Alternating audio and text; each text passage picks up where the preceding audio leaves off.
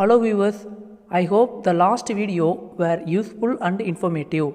In this video, I am going to talk about the phases of Indian foreign policy, specifically Phase 1 Nehruvian phase.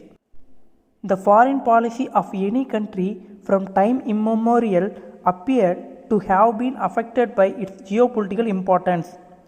There was no exception in case of India as well.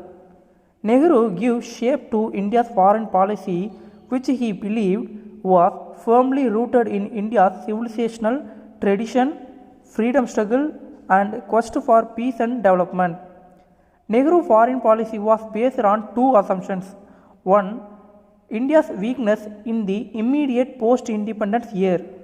Second, India's potential to become future power.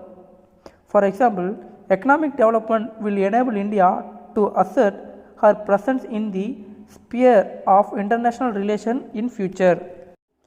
The quest for independence in foreign affairs and Nehru's rejection of fundamentalism gave birth to the policy of non-alignment.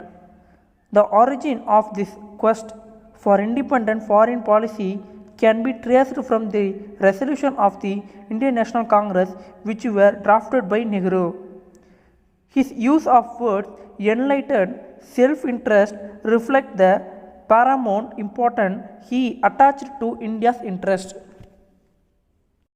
The post-World War II years saw the collapse of imperialism and the emergence of a large number of independent countries from colonial rule. Simultaneously, a number of changes were taking place in the world, which were broadly of the following nature. Criticize US for its excesses in Vietnam even when India was dependent chiefly on US for food supplies and the Indian economy was shrinking due to drought and floods. One of Indira Gandhi's greatest efforts was to increase India's self-sufficiency in food grains through the Green Revolution. Though she tried to reduce India's dependence on import and thus stabilize India's economic conditions. Through it, she tried to reduce India's dependence on import and thus stabilize India's economic condition. The India-Pakistan War 1971 gave birth to Bangladesh. The US under Nixon-Kissinger team actively cooperated with the government in Islamabad. China too was turning towards the US to end its isolation. China used USA against India and USA was using China against Soviet Union. This consequently paved the way of Indo-Soviet Treaty of Peace Relationship and Cooperation on August 1971. The treaty also prized India's policy of non-alignment. The treaty brought in criticism that India was abandoning the path of non-alignment. Short note on Green Revolution. Green Revolution is a term applied to successful agricultural experiments in many third world countries. In India, besides increasing economic output, the Green Revolution helped in transforming India into an exporter of food. This has earned the admiration for India in the Committee of Nations, especially in the Third World.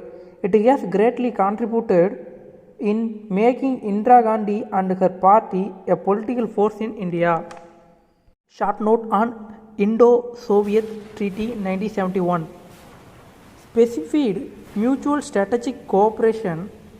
The treaty was a significant deviation from India's previous position of non-alignment in the Cold War and in the prelude to Bangladesh War.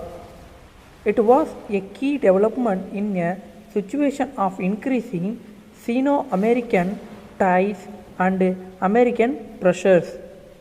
The treaty was later adapted to the Indo-Bangladesh Treaty of Friendship and Cooperation in 1972. The Indo-Bangla Treaty was also known as Indo-Mujit Treaty.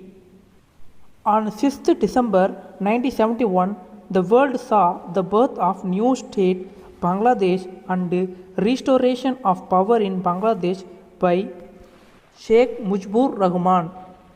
In Pakistan, Yahya Khan was forced to resign and Zulfikar Ali Bhutto became the Prime Minister.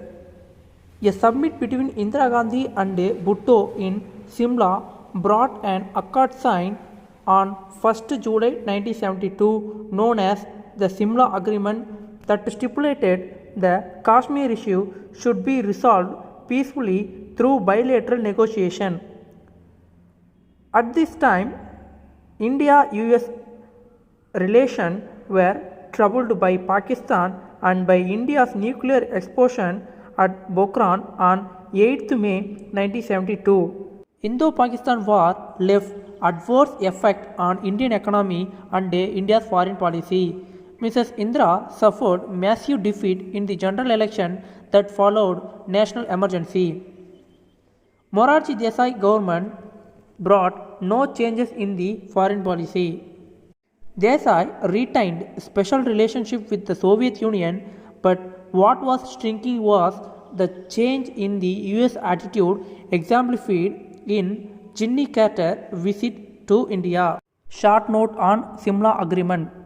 Simla Agreement signed during a summit conference between Pakistani President Zulfikar Ali Bhutto and the Indian leader Indira Gandhi held at Simla from 28th June to 2nd July 1972. The bold features of this pact included that the principle and purpose of the Charter of the United Nations would govern relationship between the two countries. The accord converted the 1949 UN ceasefire line into the line of control between Pakistan and India. Thanks for listening. In next video, I will talk about Indira Gandhi's foreign policy in detailed manner. Thank you.